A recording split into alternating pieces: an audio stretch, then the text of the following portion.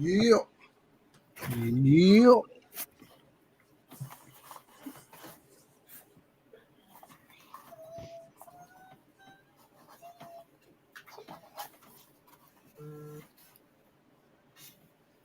Okay.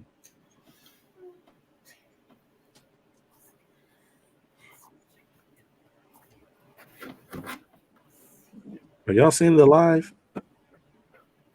Yep, but there's Yes. no intro playing. Yeah, I don't see the live. I'm gonna go ahead and play the intro. 10, 9, 8, 7, 6, 5, 4, 3, 2, 1. 10, 9, 8, 7, 6, 5, Man, I'm stuck. 4, 3, 2, 1, 0.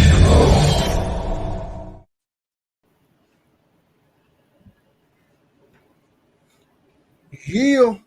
Cedric, unmute yourself. We are live. Please tell me somebody. I've already seen it in the comments.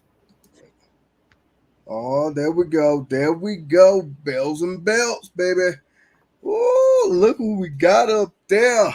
I got a huge freaking lag, so I guess I'm gonna go ahead and do this. Bells and belts. What's going on, baby? Coming back to you on a Wednesday. Here, I got my tag team partners. Got what are we at? What are we today, Joey? Messi. Gotcha. Yeah. Got my tag team partner man up, and I got shooting the gun at all of y'all. I got Ben from Championship Belt Brothers. Gentlemen, good evening to you. What's What's going up? on? Ben, yeah, he did come prepared today. Yeah, he come ready to firing these shots, man, and he's in all of his Bullet Club garb. Why? Because we're talking all things Bullet Club this evening, guys. So, we're gonna dive into the history of it, the impact of it, and just about everything about it. So, hope you guys got your questions ready. If you're unfamiliar of the origins of Bullet Club, this is definitely the show for you guys. When you say that, Joe? Yeah, and we ain't gonna be talking about no bootleg bullet clubs up in here, neither, as Tamatonga would say. And We're not gonna be talking about the Bowler Club. We're not gonna be talking about the OC California. We're not gonna be talking about none of that old bullshit. Oh my goodness. Yeah, I thought I was gonna have a positive show, and that Joey already getting started. So you know what, I'm just gonna go ahead and ring this bell, and we're gonna go ahead and start doing what we're doing. And we're gonna dive into this in the thing that's called Bullet Club. All right, and as Ben undresses himself. So is that mask hot, by the way? Yes. Well, considering it's 95 degrees outside, but just 95 heat. degrees. I need my AC is not working hard enough. I need you all to get y'all weight up. 105 degrees in the shade, baby. Get y'all weight up. Hello, it was 92 today over here, but we have a little thing called humidity. Whatever. All right. High altitude. These guys. Joe, you gonna maybe pull up my IWGP title as well, man. That's it. The championship we all love and miss. Let's be honest. The greatest design of all time. Yeah. Oh, really? Really, Ben? I thought you liked the Dome Globe. Oh yeah, okay. Just like I like a toothache, huh? The sloth belt, as they call it. Right. Oh, I love that belt, though. I love that belt. All right, but we're getting sidetracked. We're talking Bullet Club. All right, Ben. When did it get started? What was the story at that time in the initiation of Bullet Club? Well, it started with a heel turn or a planned heel turn.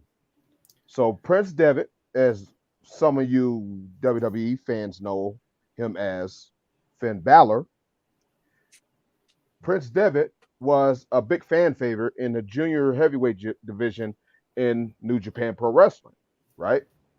So they decided that they were gonna take him and turn him heel.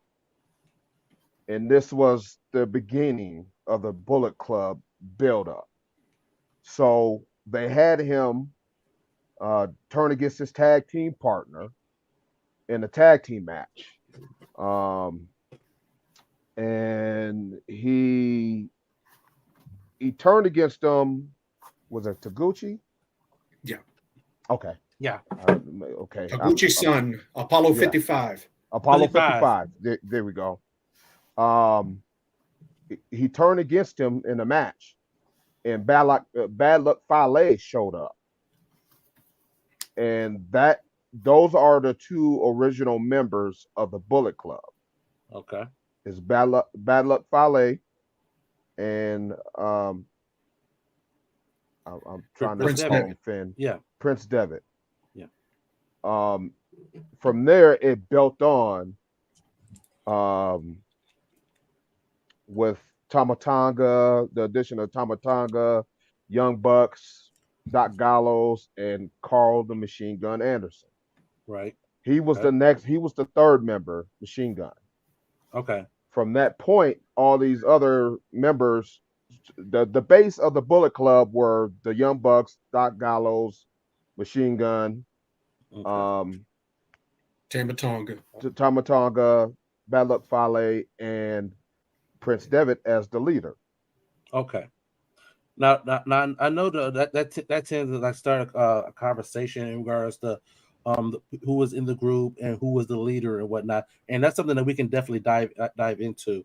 I know Joyce was talking about myths and stuff like that. So that's definitely some of the stuff that we can get into and whatnot. Joey and Ben kind of play out of this new faction, the level of impact that this initial push of Bullet Club had on New Japan. So like Ben was saying, you got Fale's kind of the heavy for Devitt. Like Devitt's a small guy that if you're looking at back at that story, that was kind of Devitt's coming out party, and he was still in the junior heavyweight division. And then for most of the early, first year Bullet Club, he was the junior heavyweight, IWGP junior heavyweight champion. Okay. But it was meant to be the vehicle to take Devitt to the main event, to take him to the heavyweight title and Okada. Like that was where, and originally, even as junior heavyweight champion, we started to see him wrestle heavyweight wrestlers and come outside of that. And Fale was kind of that insurance policy originally. And like Ben said, with the addition of Carl Anderson, Tamatanga being kind of the younger member in that group at the time of them as far as inexperience in wrestling, but it kind of helped put him in a spot where, he was more prominent. And then, like he said, getting Doc Gallows in there as Gallows and Anderson slowly formed their tag team. And then the Young Bucks getting in there to kind of be the junior heavyweight tag team. They started to cover all bases. But the one thing is, with it being a vehicle for Devitt, it was also, if you're noticing, it's an all-heel Gaijin group. Okay. So it's meant to be all foreigners, which kind of made it easier for the New Japan audience to kind of understand and follow along. Until, of course, if we're getting to the next part here, we saw, as we knew Fergal was leaving New Japan, we had the big blow off with him and Taguchi wrestling and Devitt putting his career on the line, which became the big story. And on the same night is when we got Devitt's exit with the Young Bucks turning on him and kicking him out of the Bullet Club. And then later in the evening, after Okada retained the IWGP Heavyweight title, that was a tag match. Mm-hmm. Sorry, in the main event, we got the entrance of the phenomenal AJ Styles coming into Bullet Club. Okay. All right. I'm gonna go back a little bit because being that you two are more keen in regards to Japanese wrestling and whatnot. And you can correct me if I'm wrong, but the impression I was given in regards to like factions and stuff like that, whatnot, is like you didn't really see that much like outside interference in New Japan matches and whatnot, and Bullet Club became more known for that and whatnot. So is that truly a thing, or You don't see it often. right? It's not like, you know, WWE like seem like every other match. You know, it's a rare thing. Usually when someone jumps into a match, it's usually after the match, so not into the match, Right. to make a challenge or, you know, start a new angle or anything like that. But the Bullet Club were a highly villainous group. And they, like you said, they turned that audience Mhm. against them. I mean, Okay. it started to popularize later on. Okay. They're All right. still a heel group. Right. All right. So, just putting things into perspective. We're at the formation of Bullet Club and whatnot, and they're gonna take over as the villainous group in New Japan. Prior to that arrival, what group would you say would Bullet Club replace as that like top heel like stable or faction? Just putting it into context. In New Japan In New right Japan, now, yeah. No, well, no. I, Like prior to Bullet Club, like before Bullet Club, this was like the heel faction. it was Chaos for a while, and then they turned Yeah. Chaos face. Okay. Um, That was when Shinsuke Nakamura was the leader of Chaos. right, Okay. He was right. one of the top heels, and and even Okada was a heel originally. right, he was a heel. Okay. And I think what they did was they used Bullet Club to replace what Chaos was. Okay. And to give them a rival. That's what it seems. I think that's pretty much what it is. They use Bullet Club as that rival, and I mean they still going at it to this day. And Bullet Club, you know, it's been around 10 years. Okay. All right. All right. So, And, I mean, you got to think too. They were very much like when you look at the nicknames they had, like the Underboss, and you know the Machine. I like that nickname, by the way. Cleaner and all that stuff. They were very much like designed after kind of mob, like mafia type stuff. That's where the names were coming from. Tokyo Pimp, Yeah, Bone Soldier, like yeah. that's nicknames of the members in the Bullet Club. The Prince. The That's cleaner, where the Prince the came cleaner. from. Yeah, he's the cleaner. The he's young the guy that comes Books. in. Yeah. All right. All right. Now, Joey. Now, take. Now, you were talking about Prince Devitt being excommunicated from the group. He was on his way out of New Japan. Talk us about that AJ Styles coming into the group and the impact that had in what was becoming Bullet Club. Well, I mean, if you think about it, when you look at the star power they had at the time, as far as like who was a well-named American wrestler, they didn't have that with Devitt. Devitt wasn't well known to American wrestling fans, really. And so the arrival of AJ brought a lot more eyes. And I think a lot of people discount that, but we saw it as even when AJ entered WWE years later, a couple years later, we saw that he had a much bigger American fan base than people thought. And he was, a star in TNA for so long, but people wrote off like, well, nobody's going to know him or anything like that. But, a lot of people were aware of AJ Styles, and him coming in. I think it kind of, in a sense, legitimized Bullet Club as that Gaijin faction, because it's like, oh crap, they got an American star in there now, like somebody American fans know who is somebody who's made his living wrestling in the United States. Right. Absolutely. Ben? Yeah. AJ, to piggyback on what Joey said, AJ added to Nice. that, That's the Let AJ. me zoom in on you real quick so folks can see that. There you go. Okay. Nice. So yeah, there's his entrance mask. That's what I was wearing at the beginning for those who Is tuned that in right at the one he wore at his last Wrestle Kingdom yes, when against he wrestled Nakamura? Nakamura, right. Yep. That was his entrance match. He wore this two matches. He Yeah, wore this 2 matches, not just one, where he had the hair coming out yeah, out the top. So he definitely, I'm not gonna say added legitimacy to the group. He elevated the star power Okay. of the group. That's what he did because people know who we were, and it was kind of a surprise to see him show up in New Japan, especially his first appearance. He jumped Right. Okada, yeah, and then took the title from him. What, a month later? right. So he rose very fast. It ended up being Bullet Club's first IWGP champion. Okay. And Or Devitt heavyweight champion. leaving really threw a wrench in their plans. Let's make no mistake Mhm. about it.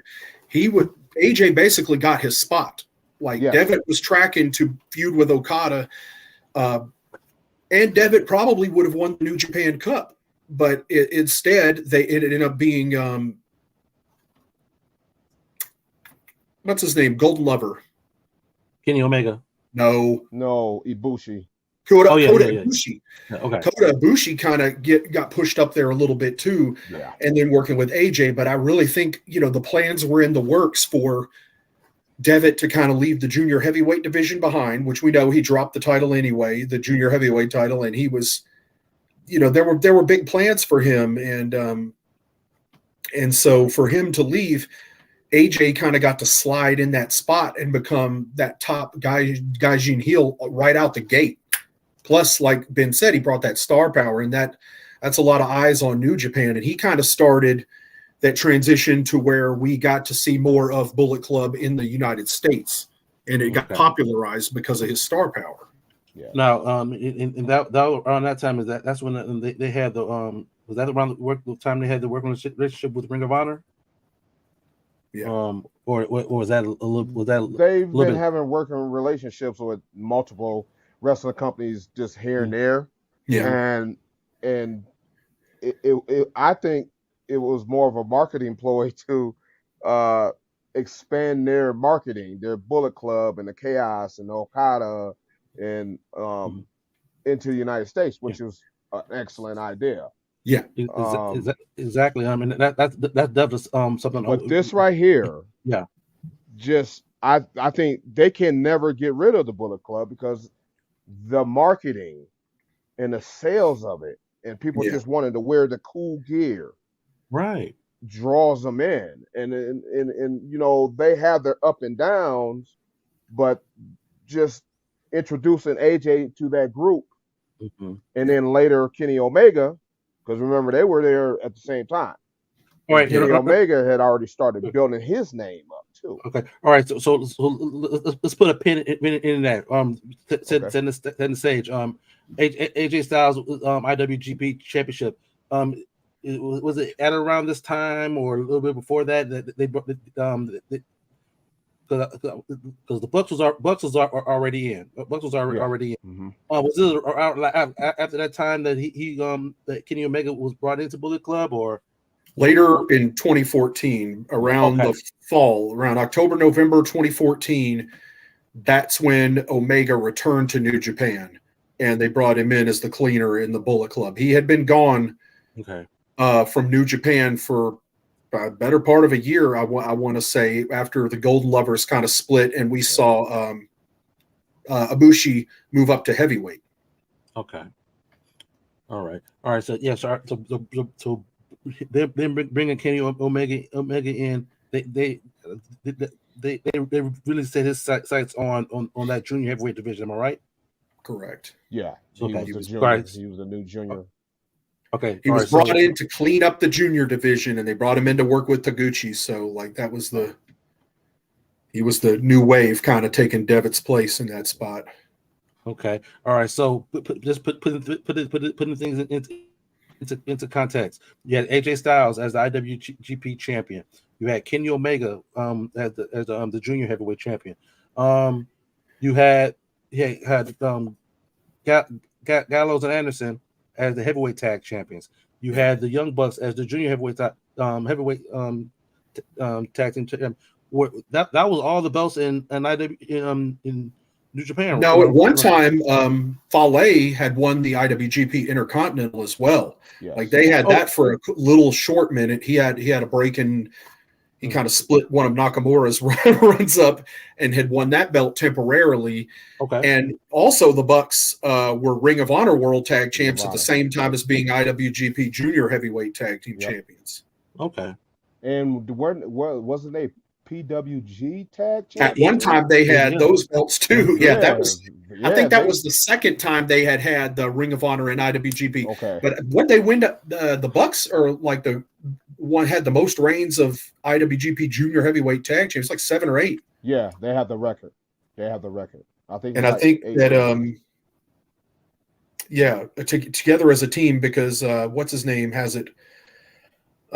Rocky Romero has the most individual reigns, like between his tag teams that he's been a part of. But yeah, the Bucks had like 7 or 8 as a team. Okay, so at this point, Bullet Club they're showing their dominance over New Japan, but with every group, of course, they're going to have their cracks. The position of leadership in New Japan. Not New Japan, in Bullet Club, and it all coincides to because I think AJ was on his way out, if I'm not mistaken. Talk about that transition, because there's been a lot of them in Bullet Club, but well, it's the misunderstanding is. A lot of American wrestling fans assume with AJ coming in that he took over leadership, which he did not. Carl Anderson took over the leadership of Bullet Club after Devitt's exit. He was actually leader. Like that's a big misunderstanding. Everybody's like, AJ Styles was leader of Bullet Club, and it was like AJ came out himself and said he was never leader of Bullet Club. Yeah, it was Carl Anderson. Like it was Carl. Okay. In a lot of the interviews, Carl stepped in.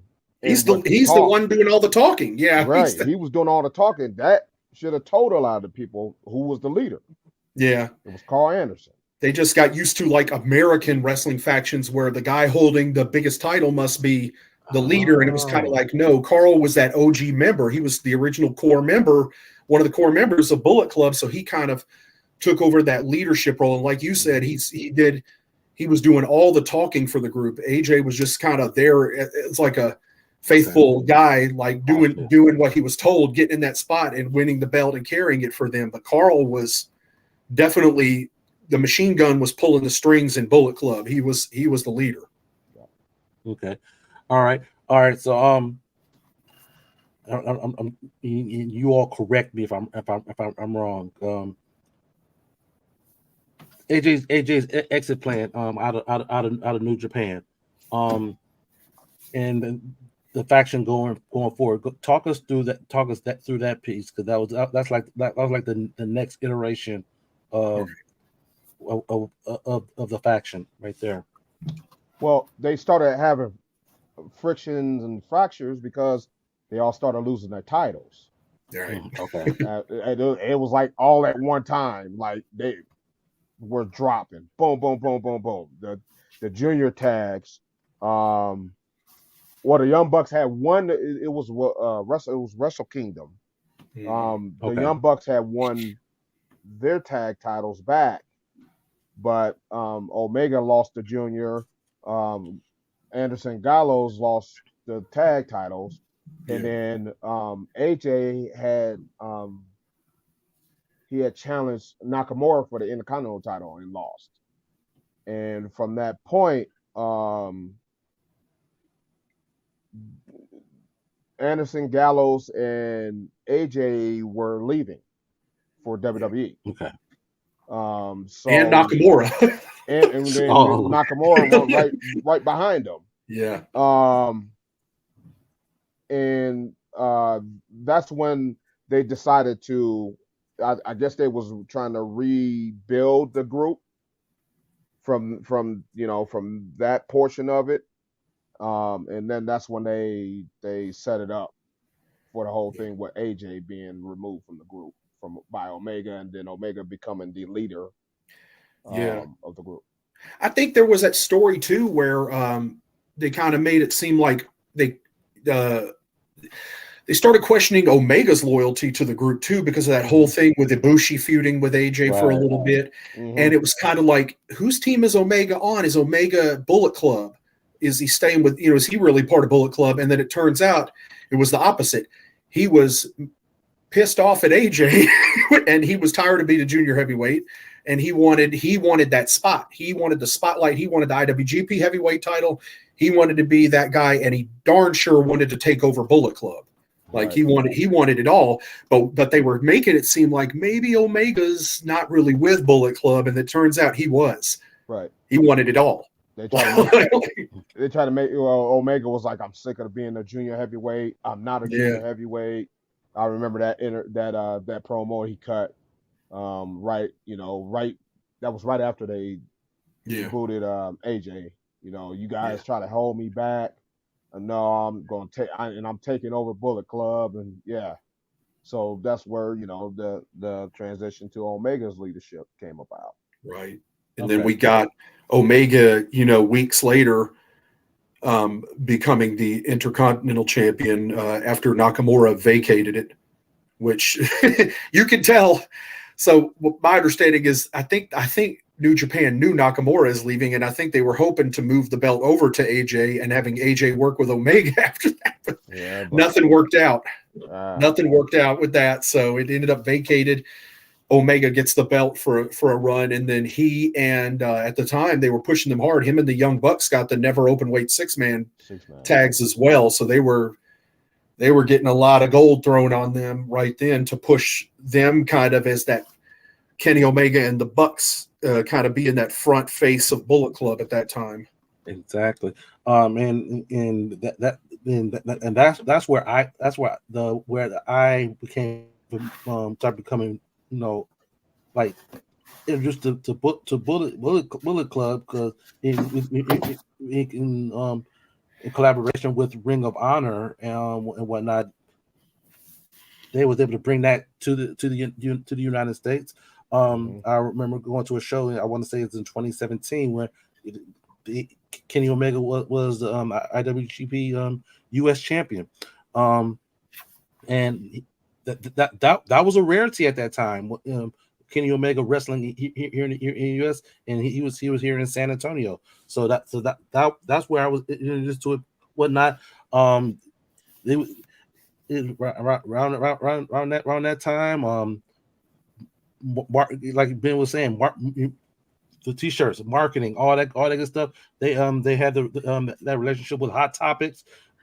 Yeah. They could not keep that stuff in stock, bro. No, it's like you said too. It's like you said, where they started to partner. That's where we started to see the Ring of Honor members of Bullet Club start to come in. The Adam Cole, Marty Scurll. We started, and then eventually Cody. We start seeing these guys become part of Bullet Club. Hangman Adam Page, he has another one that got in on it, and they started. Of course, they were making trips to Japan too, but they were primarily wrestling in Ring of Honor, where Kenny was not. Kenny was definitely committed to New Japan, living in Japan, and a lot of people think the Bucks got to New Japan by way of Ring of Honor, but it's actually the other way. They got to Ring of Honor by way of being in New Japan and catching on popularity to where Ring of Honor caught notice after that, garbage TNA run they had as Generation Me. Yeah. Horrible. That was awful. Horrible. Exactly. All right. So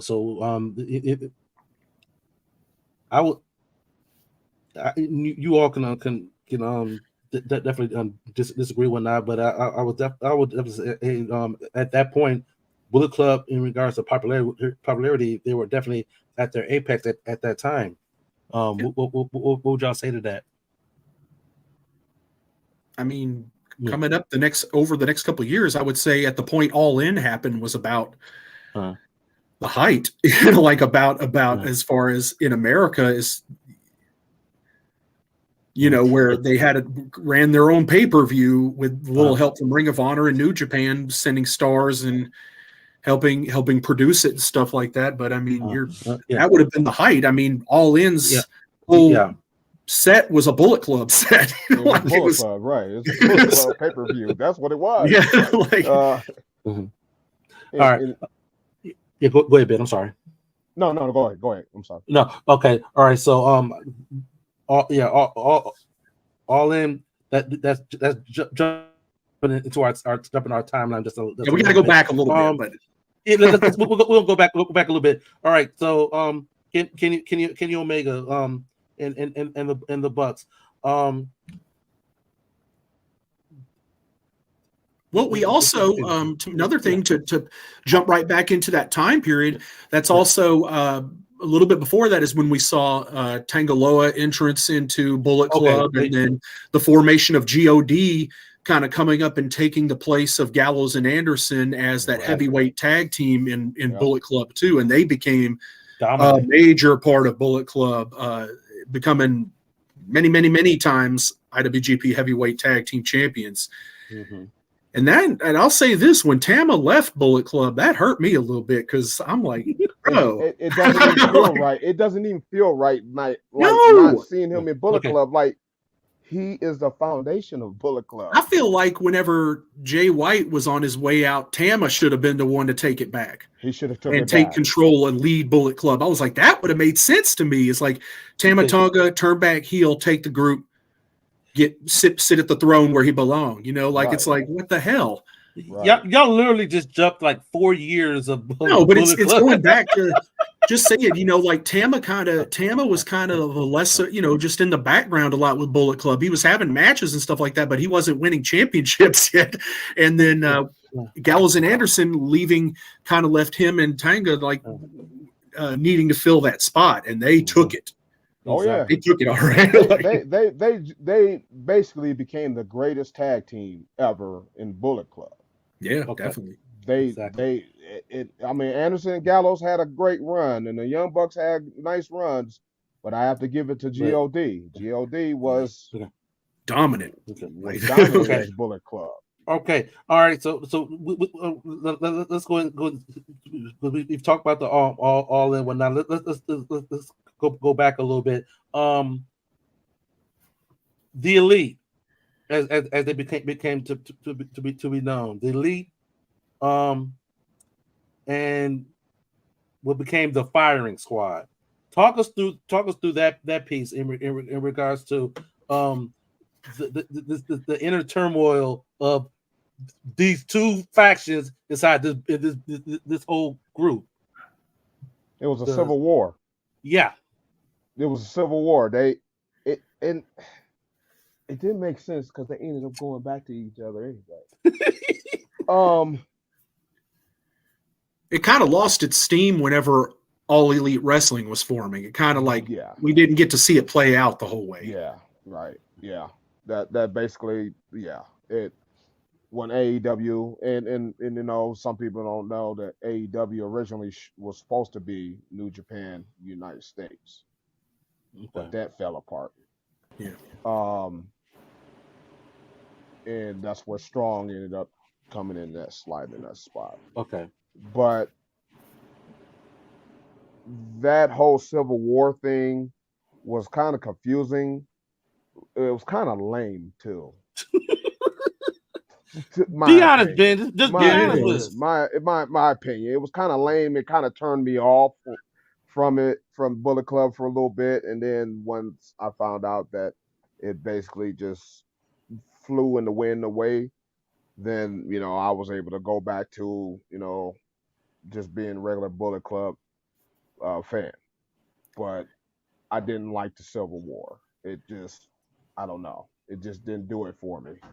I'll do you one better. I didn't like Kenny Omega's character change after taking over leadership of Bullet Club in the first place, because I felt like he lost his character identity and he was just out there in colorful tights now. And it's just kind of like, what happened to the cleaner? Like, what happened to the this psychotic dude that was like obsessed with, everything. And yeah, like he lost his killer instinct and it Right. just became funny haha out there. And it's like, okay, now I've kind of same feeling. It kind of at that point where everybody else was thinking it was like it gained popularity with a lot of fans because of their presence in America, it kind of lost me because I started to see the kind of the identity of Bullet Club, at least from the Americans that were, or at least the ones that were wrestling in America.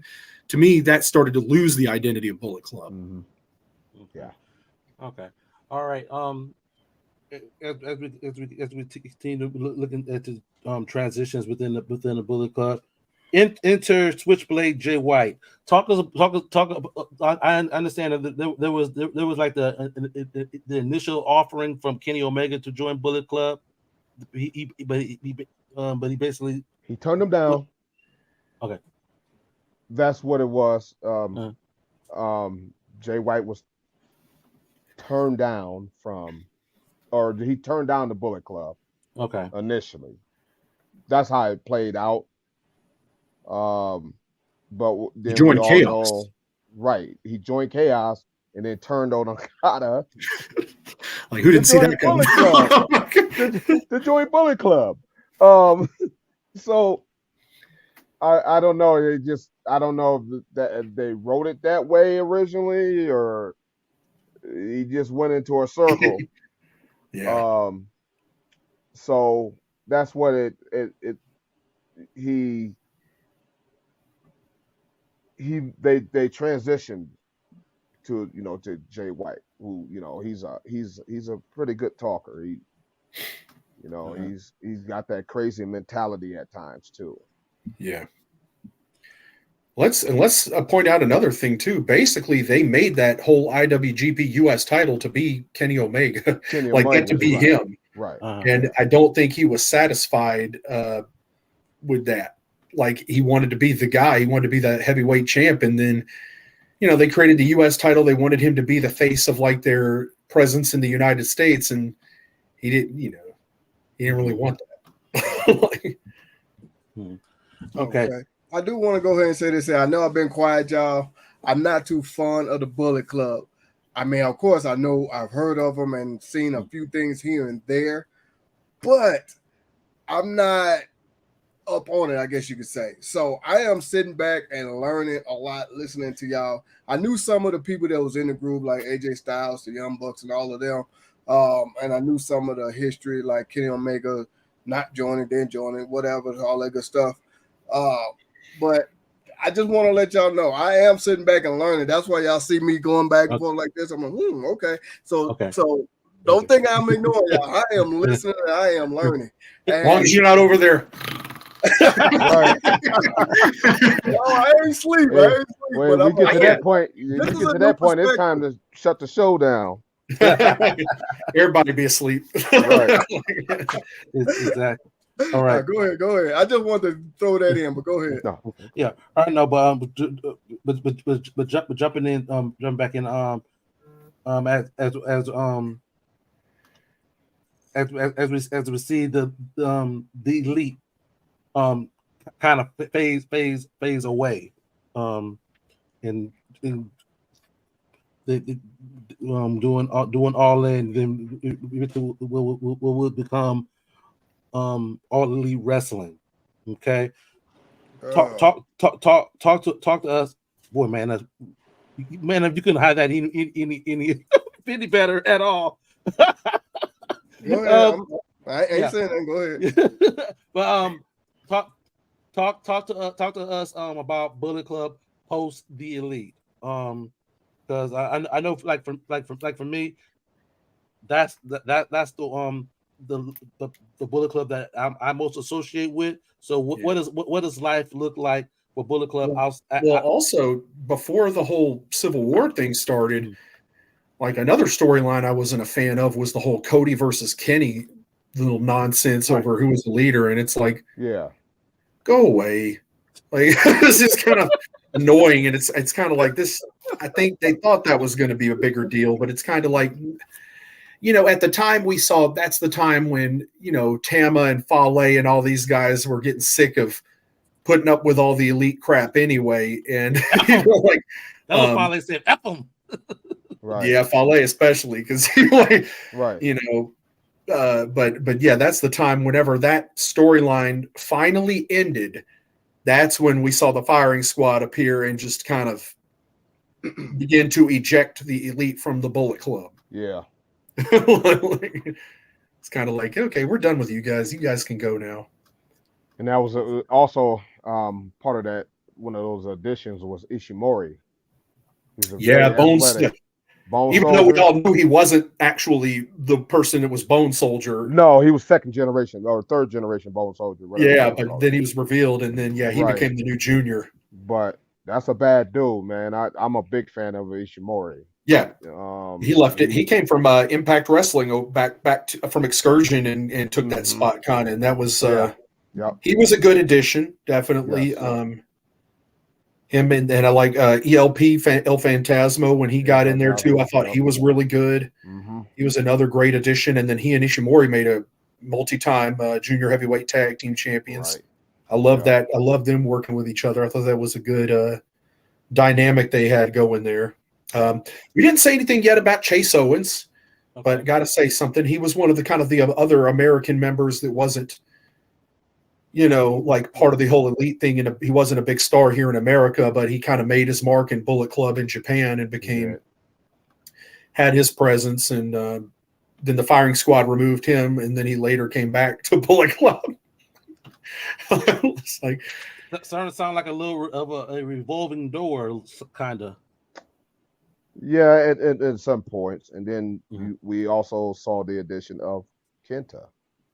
Okay. yeah, Him fresh out of escaping the prison of WWE. In joining New Japan.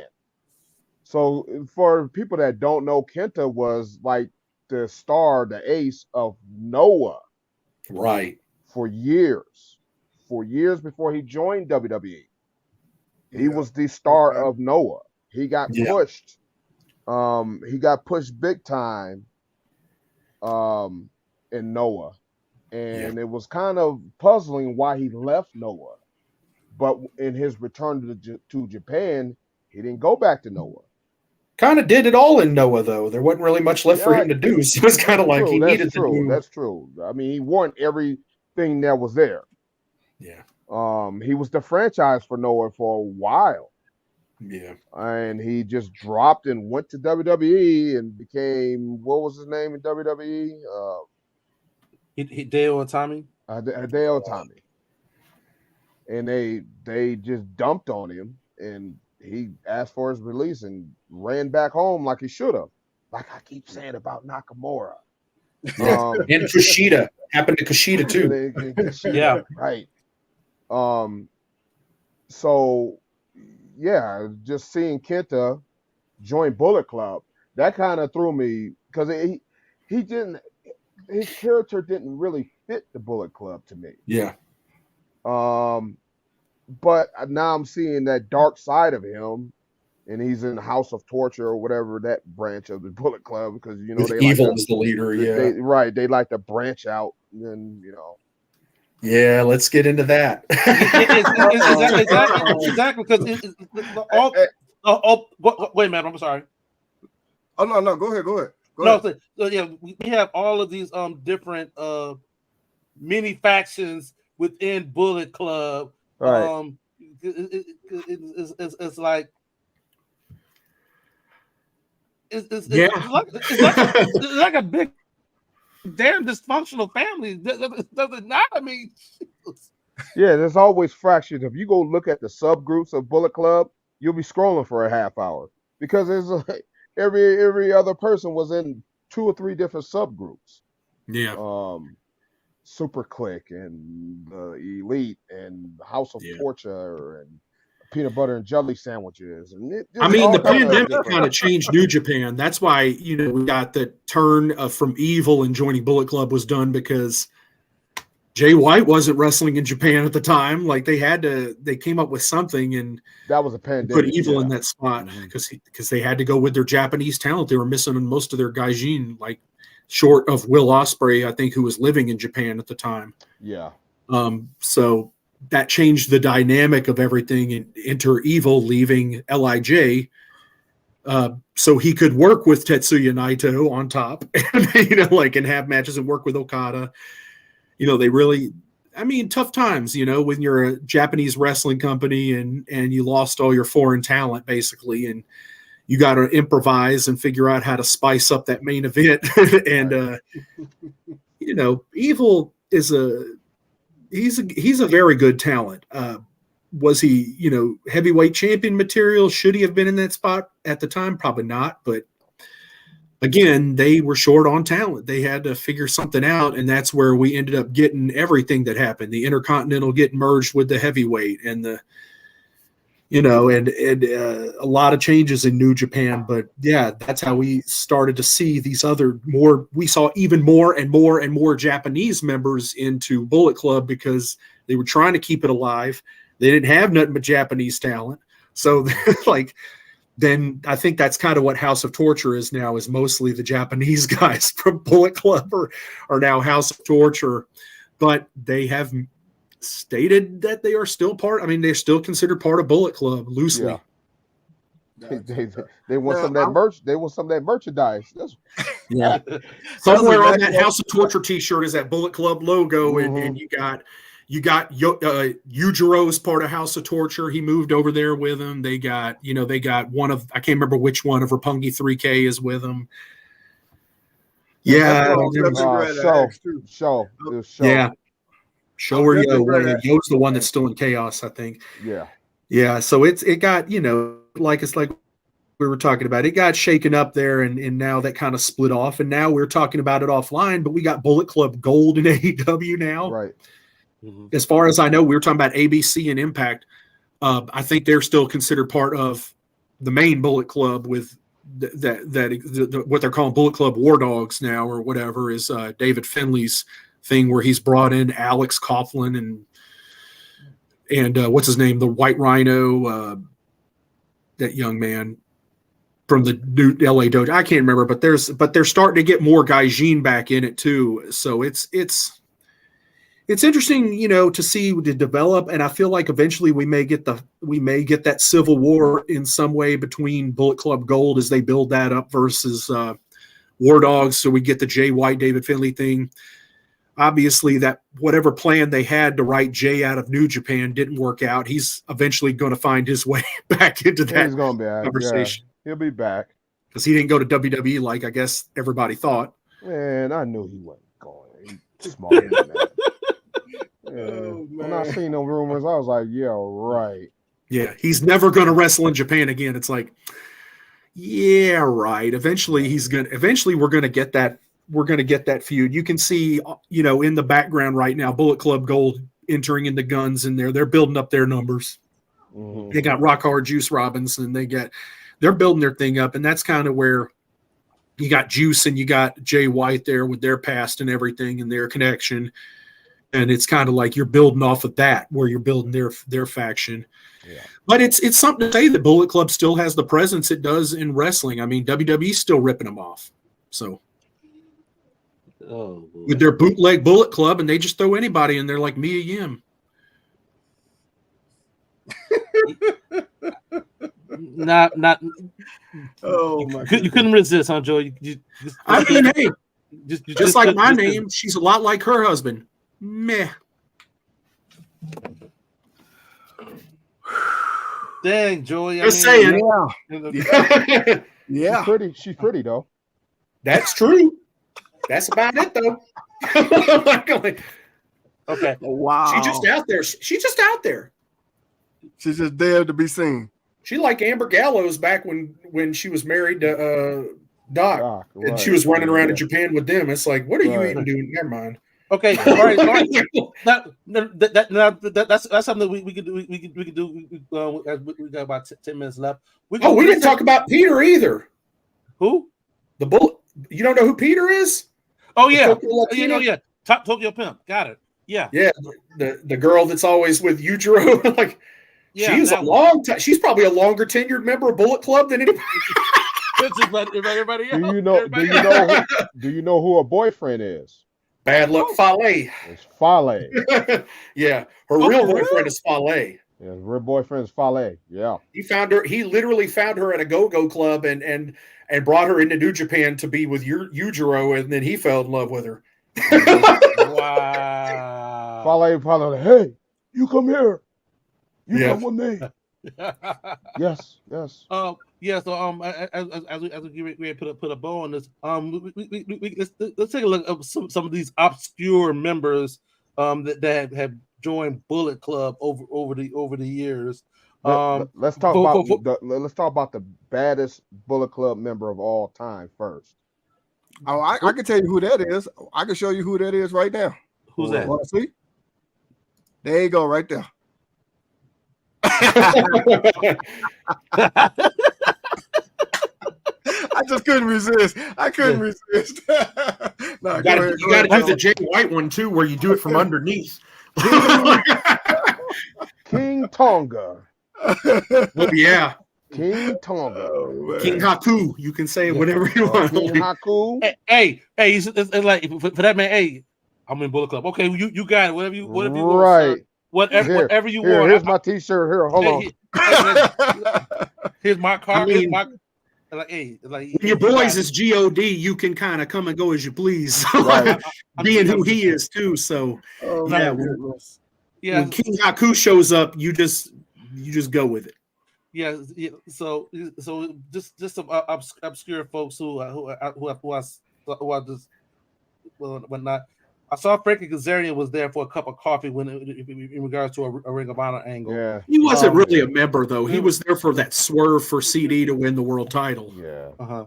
That was a swerve. It was like for a week. Okay. So, like another one that seemed out of place was Jeff Jarrett. Like, huh? That might have been one or two night thing or whatever. He came in and helped AJ out and blasted somebody with a guitar. It was to go back to the AJ and Jeff connection thing. Yeah. Exactly. So I think Scott D'Amore was in it for a second too. I saw that as well, man. It's like they had a lot of obscure folks, but at that point it looked like it's kind of quasi NWO in which like hey, are you a member this week? Are you a member this week? Right. Nah, it was not as bad as the NWO. Nothing was as bad nothing was as bad as the NWO, man. It's like okay, two more members. There we go, right there. So come out at the beginning of TV and cut a 30-minute promo and just all stand around and nobody actually put the gear on and wrestle. No, yeah. Oh boy. Well, we got the T-shirt on. That's all that matters. The T-shirt is the only thing that matters. All right, putting you guys on the spot. We know that like you were saying there's a transition in regards to what they had with the Guys Jeans Bullet Club being a kind of like a Guys Jean group or whatnot. I'm sure it is possible. Whatnot, but is there a name or a couple of names that you could possibly think of that could potentially be thrown into that Bullet Club mix and kind of try to recreate the magic that was taken away with the you talking about current or you talking about? I'm talking current. I'm talking about current. Someone current that could be thrown into Bullet Club now to try to replicate the magic that had when it was at Bullet Club was at its highest. Again, I didn't like it when you're talking about when it's at its highest. That was kind of, to me, it was in terms of like merchandise and American popularity, but I don't think. I understand all that, but it peaked with AJ. It peaked with AJ. They're still over in Japan. I mean, Okay. You're saying this, they may not be in Hot Topic anymore, but the T-shirts is still, everything's still selling. Okay. They're not dead by any means. And I mean, you're talking about 10 years in the game. Yeah. Name another faction that stuck around that long in any form of its thing without breaks in it. Bullet Club has been nonstop for 10 years. Okay. Yeah. Name another faction that's done that. You can't. I had somebody argue with me on my live the other day and said the Four Horsemen. I was like, the Bullet Club lasted for 10 years. Yeah, 10. Horsemen split and disappeared for a couple of years and then came back in another way, but Bullet Club ain't gone nowhere. Exactly. So, so with that being said, that would you put them definitely top 3, top 5 factions of all times, or NWO Bullet Club? Let me answer that. NWO Bullet Club. In that order? Not necessarily, because if you're gonna go off of, if you're gonna have part of it based off of longevity, Bullet Club. Okay. Yeah.